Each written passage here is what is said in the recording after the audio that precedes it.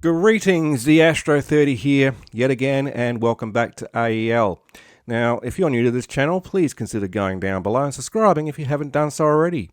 Cheers. This is just a short video with an update on the Elektor PA300 power amplifier project I've been working on. I have now gone ahead and routed the PCB, and I've made the executive decision to leave off the protection circuitry because it just makes the board too big. Because it's already measuring 150 by around about 98 millimeters. If I included the protection circuitry, the board would have ended up measuring 150 by closer to 120, which then led to a lot of wasted space. And I did actually route this once with the protection circuitry on there, but just did not like it. So nothing has changed from the original except the output stage transistors. I've gone for MJL 21193 and 1194 respectively, and they'll do the same job because the original MJ15003 and 4, they're TO3 devices. They're also obsolete now, and working with TO3 devices mounted onto a PCB, as in PCB mount, well, especially with KiCad, you've only got two ways of mounting it, either horizontally or vertically. You can't mount them like at 45 degrees unless you make your own footprint, of course. And I didn't want to go through the trouble of that. I also don't like TO3 devices now much anyway because most of them are ultimately faked. So that's the actual PCB CAD file showing the green traces on the underside and the red ones on the top. So it's a double-sided PCB. I think the layout for the most part is pretty neat. There's quite a bit of wasted space here and here, and yes, that does look like something phallic, but it's not. And the reason I decided to leave the protection circuitry off, other than the fact it was going to take up much more space on the PCB than I deemed necessary, is I also believe that should really be the job of a separate PCB or on the power supply circuitry itself, just so you don't have raw unfiltered AC mains from the secondary of the transformer coming up to here. Even though in his power supply, which I found interesting, which is what we're looking at here, he's actually full wave rectifying the mains to these two diodes here, so we're getting like a positive peak when the transformer swings that way and a positive peak when the transformer swings that way, etc. So it's full wave rectified, and using the center tap of the transformer as the 0 volt, which is the same reference as this 0 volt, he's actually powering a 24 volt relay with a dropping resistor here and a small 10 microfarad 63 volt capacitor. And what he's doing is on the normally open contacts, when this relay energizes, it brings the negative 60 volt rail through the common of the relay out through the normally open to the AC connection point on the main PCB. So we're actually sending filtered DC up to the PCB, which is perfectly fine. That'll eliminate any possibility of mains hum pickup. What I don't like is two things. His projected power supply rails of plus minus 60 volt being filtered at full wave with only a 63 volt capacitor here. Well, yes, it would work, but a voltage to a capacitor close to its maximum working voltage rating, especially with the cheaper capacitors you can buy from China now, is never a good idea. I had a 25 volt 1000 microfarad capacitor explode, literally in my face, at 21.5 volts DC. Because it started boiling the electrolyte inside and just blew the arse off the capacitor. So I don't like that idea, considering that his main filter capacitors are 10,000 microfarads, 100 volt each. So really this should be a 100 volt capacitor as well at these supply rail voltages. If it was lower, let's say 56 volts DC, yeah, you could get away with it.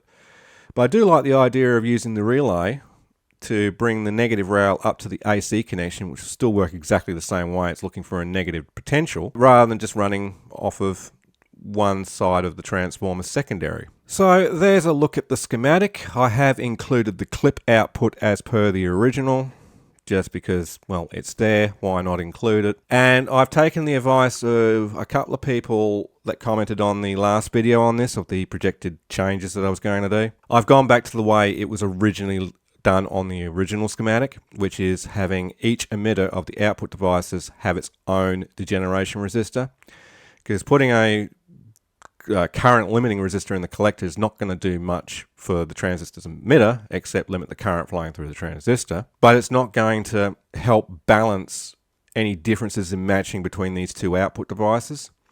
So one may run hotter because it's passing more current than the other, so it's not going to share the current evenly. That's why we have emitter degeneration resistors. I was getting confused with a complementary feedback pair, or C-clay-E pair, output stage, where you have the emitter resistors up here and you can have a current limiting resistor here so that the VI limiting circuitry will still work, and all the collectors go to the output or to the same point, and that'll work fine because each emitter has its own degeneration resistor, which is how it should be. This VI limiter will still work only monitoring these two resistors here, and these should actually be OR27. I'll change that in just a moment, and before I actually release this as a schematic, because on the PCB they are actually marked as OR27, so I went back to what it is on the original schematic. Other than that, apart from the addition of the offset adjust pot, nothing has changed. Oh, and the value of this pot's risen to 500 ohm. But I've projected that this can run on a minimum of plus minus 35 volt DC if you want, without any changes to the circuit, or a maximum of plus minus 56 volt. I wouldn't go the 60 volt that he is running it at, because reading the article here for how he got to a 42.5 volt 42.5 volt AC transformer at 625 volt amps, which is, yeah, okay, that's pretty much overkill for this amplifier. A 300 VA transformer, if it's only supplying one module, will be perfectly fine, is by adding 4 or 5 turns, I think it was, of extra wire on the secondary around the toroidal transformer. Now, I don't know if that means opening up the transformer to do it, or just extending the secondary outputs and then just winding a few turns around the transformer. But that's a hack job, and I wouldn't recommend doing that.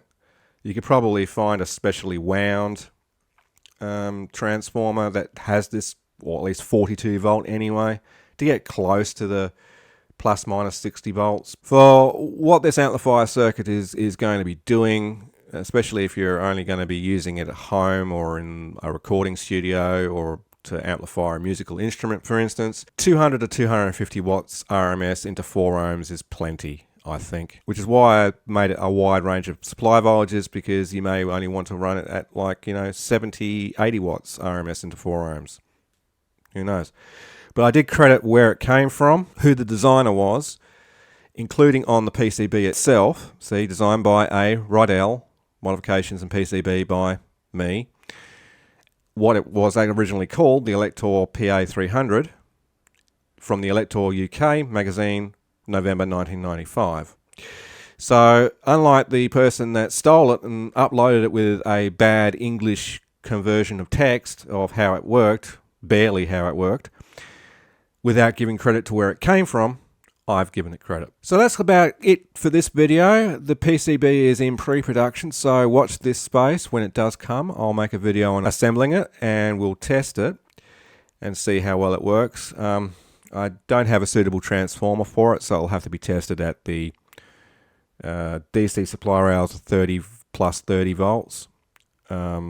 Or plus minus 30 volts, I should say. So watch this space. There'll be a video in the future on this. I'm the Astro 30, and if you enjoyed this video, please remember to go down below, like, comment and subscribe if you haven't done so already. And as always, this is the Astro 30 saying see ya, thanks for watching, have a great day.